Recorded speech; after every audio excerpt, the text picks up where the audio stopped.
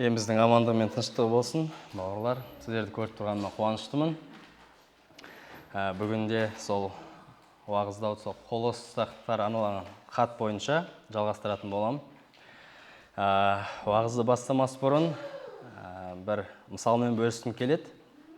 Бір жас жігіт спорт залға барып жаттықпақшы болады. Сол кезде өте спорт залға кірген кезде, айналасына қараған кезде өте тәжірибелі, мықты, накачанный, сондай жақсы спортшыларды көреді. Сол кезде жас жігіттің ойына келгені, жаттықтырушыны айтады: мен бұлай жаттыға алмайтын сияқтымын, бұндай тәжірибелі жаттығуға келмейтін сияқтымын. Менде ондай қабілет жоқ шығар деп айтады. Сол кезде жаттықтырушы айтады: бұлардың барлығы келген кезде сен секілді болды. Ақырында олар жаттыға бергендіктен осындай дәрежеге жетті. Сондықтан сен де осындай жаттығуды осы кезден бастаған дұрыс болады деді. Дәл сол сияқты біздің рухани өмірімізде де кейде біз рухани жетілуді фантастика сияқты көреміз. Мүмкін емес, прям қиын нәрсе ретінде қараймыз рухани өсіп жетілуді. Бірақ та Құдайдың сөзі айтады бізге: рухани өсіп жетілуге болады. Құдайдың сөзінде кешіру және бауырласымызды сүю, күнәмен күресу және Құдайдың алдында қасиетті өмір сүруге Құдайдың сөзі біздерге болатынын көрсетеді. Және Құдайдың сөзі біздер орындай алатын нәрсені бізге береді. Және біз істей алмайтын нәрсені Құдай бізден талап етпейді. Сондықтан бүгінгі біздің уағыз айтын мәтінімізде бүгін біз сіздермен рухани өсіп жетілудің 4 құрамдас бөлігін қарастыратын боламыз. Олар: бірінші, рухани өсіп жетілудің құралы бар. Екінші, рухани кемелдікке жетудің бізде стандарты бар. Үшінші, рухани кемелдікке жетудің бізде күші бар. Төртінші, рухани кемелдікке жетудің бізде қабілеті бар. Осы 4 құрамдас бөлікті бүгінгі уағызда қарастыратын боламыз. Келіңіздер, алдымен осы қолыстықтарға арналған хаттың жалпы шолу жасасақ. Алдымен Паул елші осы хатты кімге жазды, не үшін жазды және жазу мақсаты қалай болды. Паул елші 3-ші миссионерлік сапарында шамамен Ефес қаласында 2-3 жылдай, содан астам уақыт уағыздап жүрді.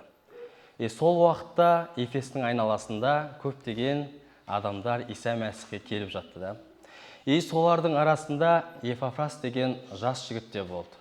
Ол Паулдан ізгі хабарды қабылдап, сенімге келіп, ары қарай өзінің елінде, өзінің қаласында қызметті бастауға кірісетті. Епафрас ол Колос қаласынан болды. Сол қауымда қызметті бастап, ары қарай да қауым жиналысын жүргізіп бастайды. Шамамен 5-6 жылдан кейін және біраз уақыт өткеннен кейін сол қауымға кішкене жалған ілімдер келе бастайды. Себебі ол қауымда яһудилер болды және басқа дін өкілдері болды. Көптеген жалған ұстаздар пайда бола бастады. Яһудилер көбінше олар Мұсаның заңын ұстану керек. Иса Мәсих біздің күнәларымыз үшін құрбан болды. Енді ары қарай бізге өсіп жетілу үшін тағы да бір игі істер және бір амалдар жасау керек деп сондай ілімдер шығара бастады.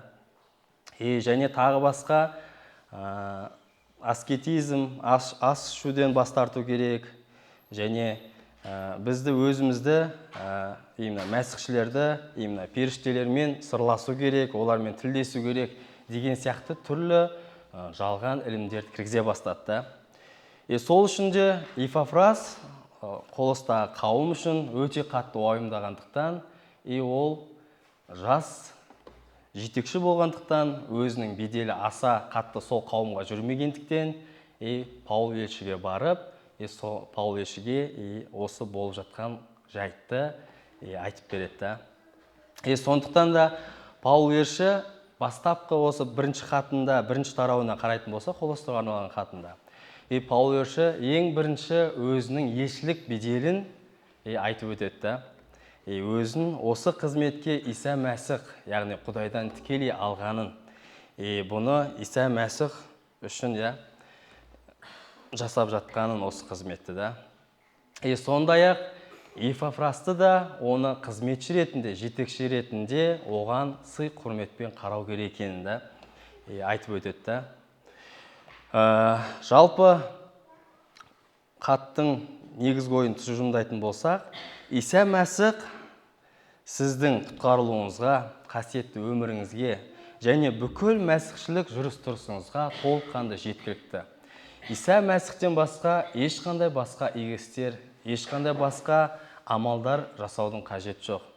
Толыққанды Иса Мәсіхтің рахымы сіздің өміріңізді құтқарылуыңызға және бүкіл мәсіхшілік өміріңізді қамтуға жеткілікті екенін айтады.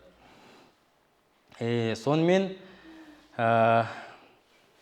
мәтінге өтетін болсақ, біздің бүгінгі қарастыратын мәтініміз Колостықтар 1-ші тарау 9-шы аяттан 14-ші аятқа дейін.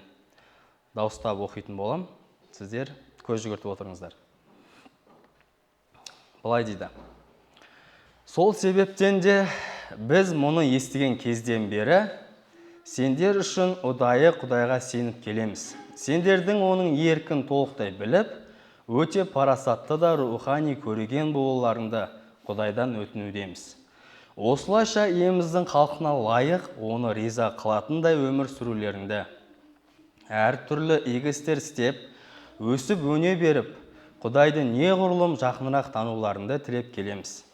Сендер оның ұлы құдіретінен мол қуат алып, әрдайым төзімділік пен ұстамдылық таныта алсын, әрі қуанышқа кенеліп, Құдай әкеге шүкірлік ете берсін деп мінәжат етудеміз.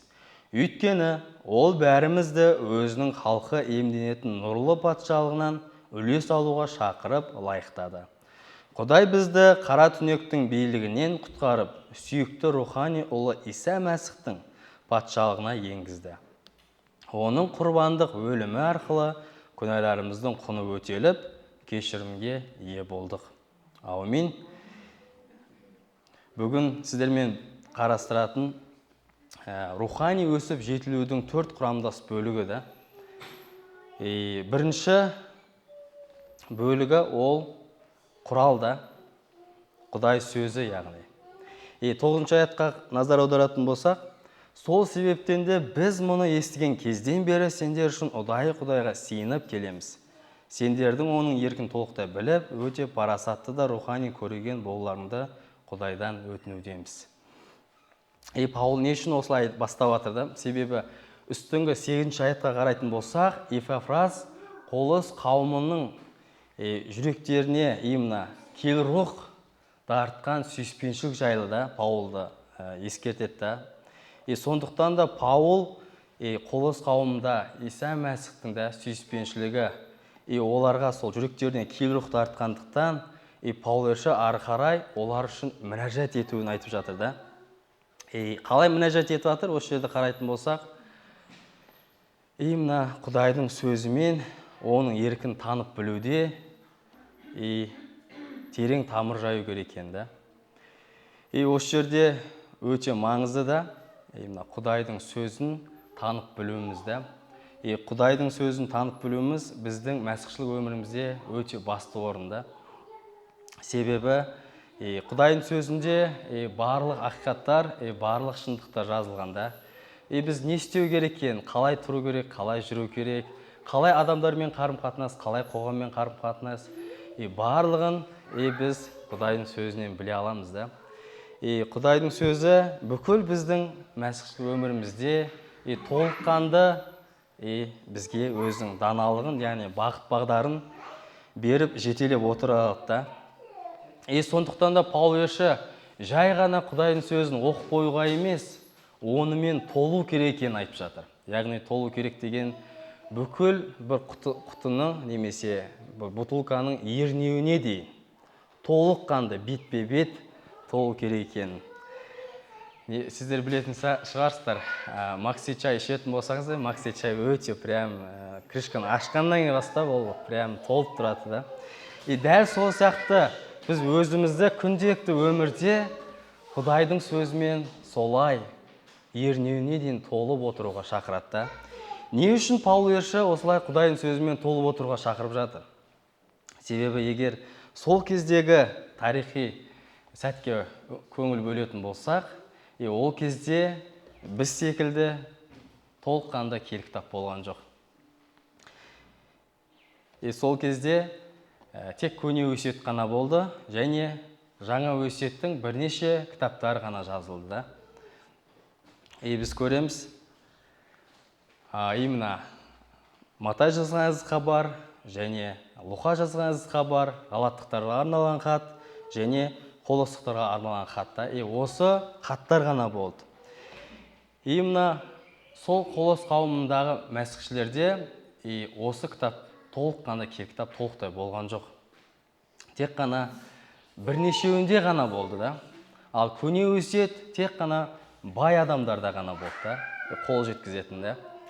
Бүгін күнде Құдайдың рахымы бізде, толыққанды бізде кітап қолымызда бар да.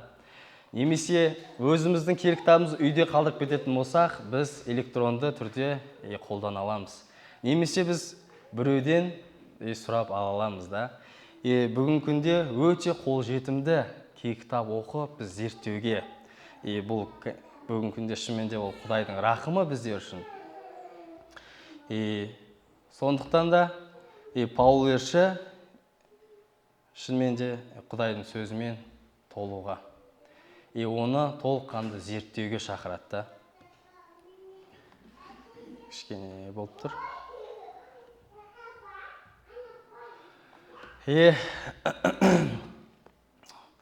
Біз күнделікті өмірде қарастырамыз, бізге Құдайдың сөзін толыққанды оқу үшін бізге міндетті түрде тәртіп қажет. Тәртіпсіз біздің кітапты толыққанды оқып бітіруіміз ол шегіне дейін жетпейді. Міндетті түрде ортасында тоқтап қалады. Менде мынандай кезеңдер болды. Кітапты бірнеше оқып шығам деген кезде тәртіпсіз, яғни күнтізбесіз. Жаратылыс ары барса Мұсаның 5 кітабына дейін жетем, ары қарай менде жаймен жаңа өсиет немесе тағы кішкене шұқып, керекті аяттарды оқып та, толыққанды кітапты оқуға менде сондай тәртіп болмайтын да. Қандай да бір қауымнан сондай бір күнтізбелі кітапты бір жылда оқуға күнтізбе алған кезде, сонда толыққанды кітапты оқып шығуға менде күш болды да. 2 рет, 3 рет, 4 рет толыққанды оқып шығуға. Себебі тәртіп, дисциплина біздің мақсатқа жетуімізге көмектеседі. Дәл сондай-ақ рухани өмірде де дисциплина, тәртіп ол өте маңызды да. Тағы басқа қарайтын болсақ, спортшыларда дисциплина деген өте қатты, оларда дамығанда өте қатты ұстанады да.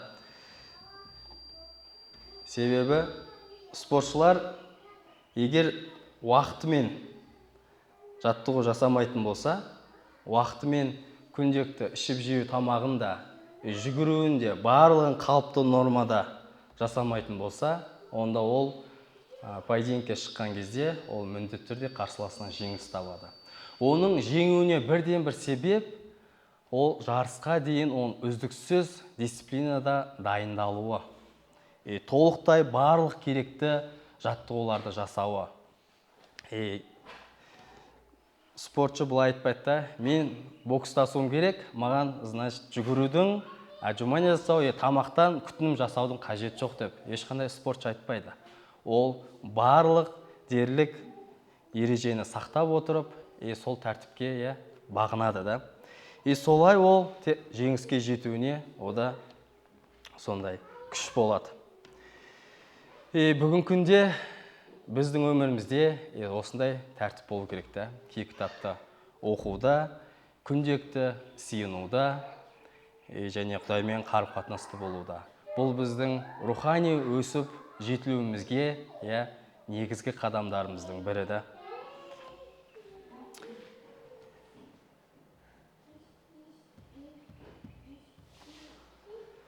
Егер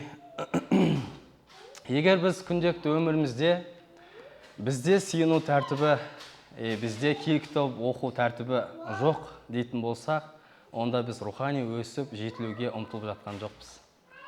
Онда біз тек қана жай ғана қауымға келіп кетіп, ары қарай біздің өмірімізбен, ары қарай өзіміздің ортамызбен шырмалып солай жүрміз да. Бұл дегеніміз өте нашар да. Себебі Құдайдың сөзі бізге ескертеді, әрқашанда Құдайдың сөзімен толып, өсіп, нығайып отыру керек екенін. Сондықтан да бүгінгі біздің дисциплинамыз, Құдайдың сөзіне бет бұруымыз өте маңызды.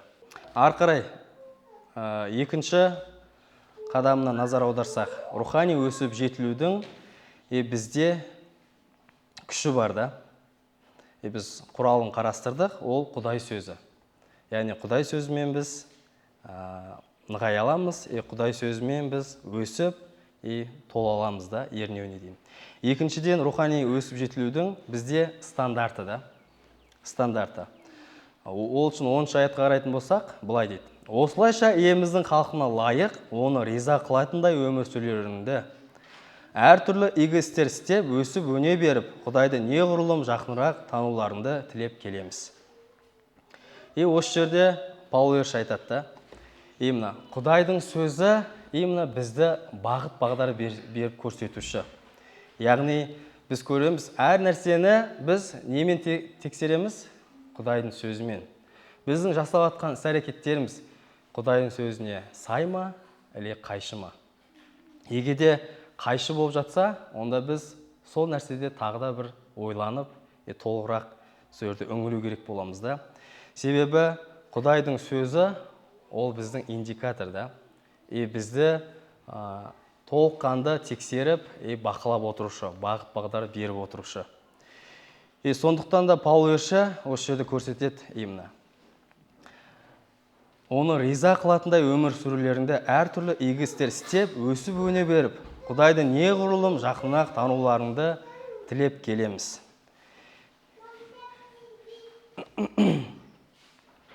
Осы жерде көреміз да, именно. Құдайдың сөзі, именно, ол біздің стандартты. Ол бізді именно жетелейді, ол бізді басқарады, ол бізді дер кезінде тоқтатады да. Сондықтан да толыққанды Құдайдың сөзімен өзімізді салыстырып отыруымыз керек. Егер де біз Құдайдың сөзімен өзімізді салыстырып, яғни Құдайдың қойған стандартымен өмір сүрмейтін болсақ, онда біз өзіміздің Құдайды таныған бойынша өмір сүретін боламыз. Яғни бұл дегеніміз тек қана отбасында әйелім кетіп қалмайтындай ғана күйе болу, және өзінің балаларын сені көпшіліктің алдында ұятқа қалдырмайтындай әке болу, және көпшіліктің алдында сені тек қана сенен бас тартып кетпейтіндей ғана дос, коллектив болу, және қоғамда сенің просто жаман адам деп айтып салмайтындай ғана тек қана адам болу. Дәл осылай, егер де біз Құдайдың сөзімен өзімізді бақылап, тежеп отырмасақ, онда біз өзіміз дұрыс емес Құдай таным бойынша өте төмен стандартқа түсіп кетеміз да. Құдайдың сөзі не деп айтады? Құдайдың сөзі біз мәсіхшілерді жоғарғы стандартпен, яғни Иса Мәсіх өзі жүріп өткен сол стандартпен өмір сүруге шақырады. Егер де естеріңізде болса, таудағы уағызында Иса мынандай уағыз әңгімелер айтты. Егер сен физически неке адалдығын бұзбасаң да, сен тек қана ойыңмен сол адам туралы ойласаң, онда сен неке адалдығын бұздың. Егер сен физически кісі өлтірмесең де, бірақ жүрегінде сол адамға кәрің төксең, сол адамға ызаланып ашулансаң, онда сен сол кісіні өлтірдің. Яғни көреміз, Иса Мәсіх жоғарғы стандартпен өмір сүруге шақырады.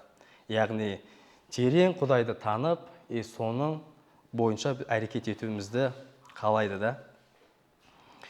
Дәл сондай-ақ біздің Құдайды танып білуіміз, бұл біздің күнделікті өмірімізде күнәлармен күресуде де ол өте қатты әсер етеді. Себебі сіз кейбір күнәлармен күресесіз, жалпы адамға белгілі, адамдарға айқын көрінетін дөрекілікпен де, немесе ұрлықпен де. Себебі ол нәрсе сіздің өзіңіздің мекен жайыңызға нұқсан келеді. Сонда күнәлармен сіз күресесіз де. Бірақта кейбір күнәлар бар, сіз который өзіңізде соны қалдырып қойдыңыз. Сіз онымен әлі де күресіп жатсыз, сіз әлі де оған бейжай қарайсыз немесе. Былайша айтқан кезде алдау да, өсек айту. Ол нәрсе сізге мүмкін және басқа қоғамда айналаңызға кедергі келтірмеуі мүмкін. Сонымен сіз өмір сүре бересіз қайта-қайта. Бірақта Құдайды терең таныған кезде, Құдайдың стандартын, оның сөздерін, өсиеттерін толық білген кезде, сіз түсінесіз, Құдайға насколько ол өтірік айту, барлық күнә атаулы жеркенішті екенін. Құдай соншалықты киелі, ол ешқандай күнәні жақтырмайтынын. Соншалықты сіз Құдай таныған кезде, сізде сол күнәлермен күресу деген күш орасан зор пайда болады. Сондықтан да күнделікті өмірімізде Құдай тану, Құдаймен байланыста болу ол өте маңызды. Біз ойлауымыз мүмкін, Құдайды терең тану ол тек қана богословтарға немесе белгілі бір уағыздаушыларға ғана арналған. Жоқ. Әрбір мәсіхшіге Құдайды жеке тану және оны терең тануға шақырылған. Себебі Құдайды біз терең таныған кезде, оны терең білген кезде, біздің мәсіхшілік өмірімізде, күнделікті қоғамда, үйде немесе жұмыста біздің шешім қабылдауымызға ол тікелей әсер етеді. Немесе қиыншылыққа түскен кезде, сондай сынақтар келген кезде, сізді Құдайды тануыңыз, сол кезде сіздің әрекет етуіңізге алып келеді. Сіз қаншақты Құдайды таныдыңыз, сіз дәл солай, сол ситуацияда сіз әрекет етесіз. Сондықтан да әрқашанда Құдайды тануымыз, оның стандартына қарау, оның сөздерімен салыстыру, оны сөздерімен бағдарда көру. Ары қарай рухани өсіп жетілудің үшінші жолын қарастырамыз, ол күшті, яғни Құдайдың құдіреті. Ол үшін 11-ші аятқа назар аударсақ, былай дейді: сендер оның ұлы құдіретінен мол қуат алып, әрдайым төзімділікпен ұстамдылық таныта алсын, әрі қуанышқа кенеліп, Құдай әкеге шүкірлік ете берсін деп мінәжат етудеміз. Паулus үшінші не деп мінәжат етіп жатыр? Оның ұлы құдіретінен мол қуат алып. Яғни Паулус бізге ананы істеңдер, мынаны істеңдер, ары қарай сендерде барлығы мүмкін болады. Барлығы сендерге получается депті. Осылай жіберіп атқан жоқ. Паулус бізге өзіміздің күшімізге шеттен тыс сенім артпауға, Құдайдың күшіне қуат алуға шақырып жатыр. Кейде біз өте сондай балансты жоғалтамыз. Кейде біз көп нәрселер жасаймыз, өзімізге шеттен тыс баға береміз. Өзімнің қолымнан келеді екен ғой. Мен де осыны оказывается жасай алады екен ғой деп. Өзіміздің күшімізге шеттен тыс баға беру, бұл Құдайдың стандартына да, Құдайдың күш қуатына, құдіретіне да, қуат алуға да кедергі келтіреді. Әрқашанда осыны баланста ұстауымыз керек. Біз жасап атқан нәрсе ол Құдайдан келіп атқан күш қуат екен. Осы жерде біз өзімізді бір индикатормен теңей аламыз, көре аламыз. Біз бір істі жасап атқанда, немесе бір нәрсені бастағанда үлкен істі, біз міндетті түрде сиынамыз ба? Сиынуымыздың көрінісі, біз сол істе, барлық жағдайда біз Құдайға тәуелді екенімізді көрсетеді. Күнәмен күресуде, бауырласымызды кешіруде, немесе тағы басқа рухани күрестерде. Біздің сиынуымыз болмаса, онда біз тәкаппарлыққа салынып, өзіміздің күшімізбен әрекет етеміз. біз естественно әлсіз болғандықтан біз ұзаққа бара алмаймыз да. Өзіміз шаршап шалдығып, қайтадан Иса Мәсіхтің рақымына, күшінің, құдіретінің алдына келеміз. Осы жерде Паул екінші жайтты да айтады да, сиынып, ештеңе жасамау керек емес деген сияқты. Сіз кейде сиынасыз, Құдай өзің осы істі батала, осы нәрседе мен өзімді көргім келеді, өзіңнің сол жетелеуіңді, ашылуыңды көрсет, бірақ қалай? Сіз түк істемейсіз. Осы жерде екінші жағынан Құдай айтады, біздің жауапкершілігіміз бар осы іс-әрекетте. Құдай біз үшін осы нәрселердің барлығын жасап істеп бермейді. Құдай бізге керекті күш-қуатты береді біз сиынған кезде. Ары қарай бізге енді сол бойынша әрекет ету керек. Құдай осылай жоспар құрды да, осылай болған қалады. Адам баласы сиынады, сол кезде Құдай оған қабілет береді, күш-қуатын береді. Ары қарай адамның әрекет етуі. Ізгі хабарда да Құдай осылай ойлап тапты да. Біз ізгі хабарды жеткіземіз, аузымызбен жариялаймыз. Ары қарай сол моментте киелі рухтың жұмыс жасауын көреміз. Ол адамға жүрегін ашылуын көреміз да. Біз айтпаймыз ғой, Құдай сен сол адамды, мен ізгі хабар айтпасам да, сен сол адамды құтқара аласың. Ол ізгі хабар естімесе де сенің құдіретің жеткілікті. Біз осылай айтпаймыз ғой. Міндетті түрде біздің жауапкершілігіміз жасауымыз Құдайдың алдында ол өте маңызды. Ары қарай Құдайдың жұмыс жасауын біз сол іс-әрекетті көреміз. Когда біз өзіміз жауапкершілігімізді атқарған кезде, Құдайдың жетелеуін көреміз да. Осылай Құдай ол өзінің құдіретімен де, күш-қуатымен толып, одан күш алып отырыңдар. Ол ғана сендерге нығайтып, жетелеп отырады. Ары қарай бізде төртінші рухани өсіп жетілуге төртінші жолды көрсетеді, ол қабілет. Құдайдың құтқаруы. 12-14 аятты оқысақ, былай дейді. Құдай әкеге шүкірлік ете берсін деп мінәжат етудеміз. Өйткені ол бәрімізді өзінің халқы иемденетін нұрлы патшағынан үлес алуға шақырып, лайықтады. Құдай бізді қара түнектің билігінен құтқарып, сүйікті рухани ұлы Иса Мәсіхтің патшалығына енгізді. Оның құрбандық өлімі арқылы күнәларымыздың құны өтеліп, кешірімге ие болдық. Аумин. Осы арқылы көрсетті Паул. Егер де Иса Мәсіх болмағанда, осындай Құдайдың беретін қару-жарақтарын, Құдайдың беретін құралдарын ешқандай болмайтын еді. Құтқарылу да, құтқарылудың соңына жету де, Құдай аспан патшалығының мұрагері болу да, мына тікелей Иса Мәсіх осы нәрсеге бізге жол ашты да. Мына біздің киеленуіміз, рухани өсіп жетілуіміз, Құдай келгенше оның алдында өміріміздің жалғастырып жүруімізді. Егер де біз әлі де күнәнің билігінде болған кезде, Иса Мәсіх әлі де бізді тауып құтқармаған кезде, біз күнәнің былығында әлі де жатқан болатын едік. Күнәні соншалықты сүйіп, тіпті шошқа секілді жуындырса да қайтадан сол күнәға аунап, сонымен қоректеніп жүре беруші едік. Осы жерде көреміз де, Иса Мәсіх біздерге қабілет берді. Осылай Иса Мәсіхті тануда, оның алдына келіп, біз күнәлармен күресуге, барлық ситуацияларда Құдайға ұнамды өмір сүруге, ол бізге даналық берді да. Сондықтан да Иса Мәсіхтің біздер үшін жасаған құрбандығы немесе жасаған ісі ол өте жоғары да.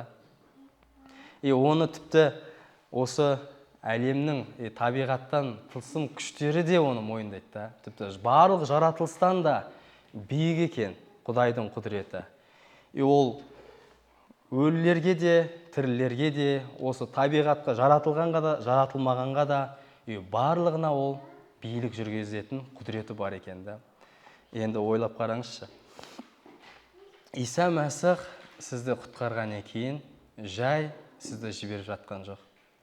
Сізге ары қарай ол өзінің қабілетін, құдіретін беріп жатыр. Сіз бүгінгі күнде жай құтқарылған мәсіхші емессіз.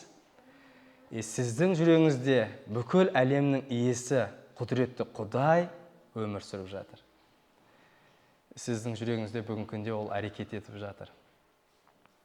Егер де сіз Иса Мәсіхті шынымен де жаратушы ием, құтқарушы Құдай ием деп, Құдай жіберген құрбандық ретінде оны қабылдасаңыз, онда ол сіздің өміріңізде, сіздің өміріңіздің соңына дейін ол әрекет етеді.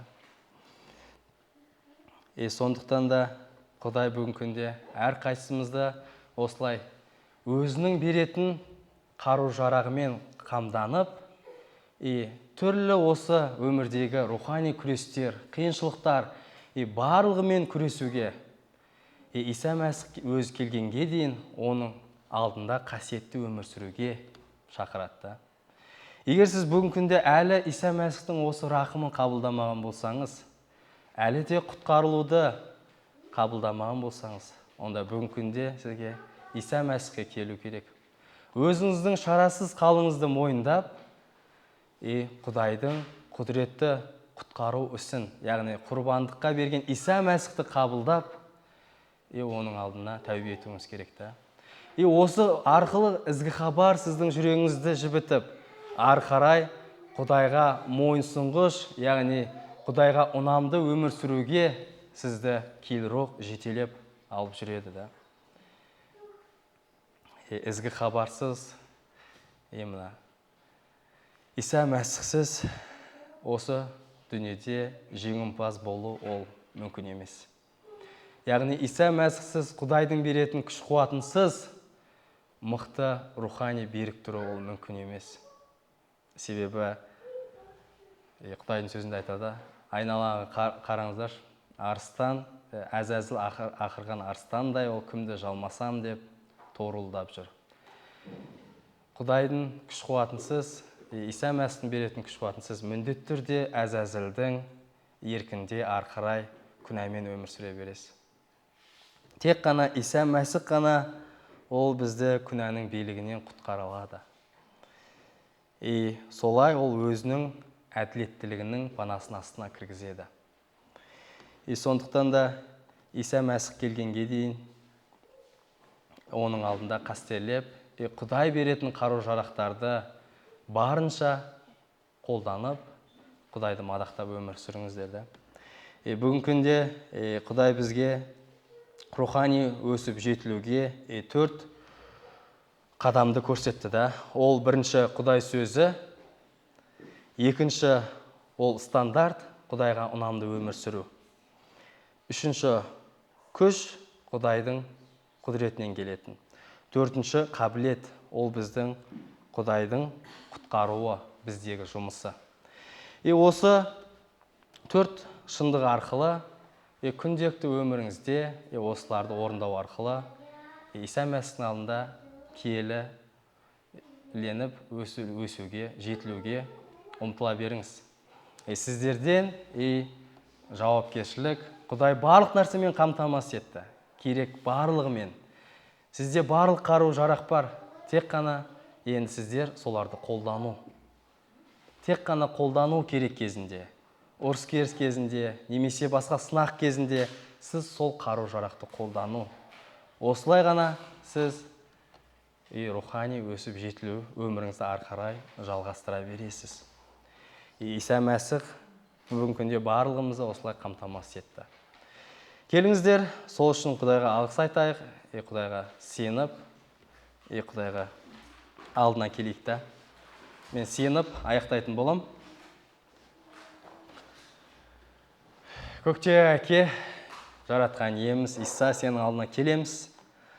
Алғыс айтамыз, әке, шынымен де сол күнәда өмір сүріп жүрген кезде, әлі де Құдайым сенің шындығымен таныспаған кезде біз сондай шарасыз, сондай бейшара болдық, әке.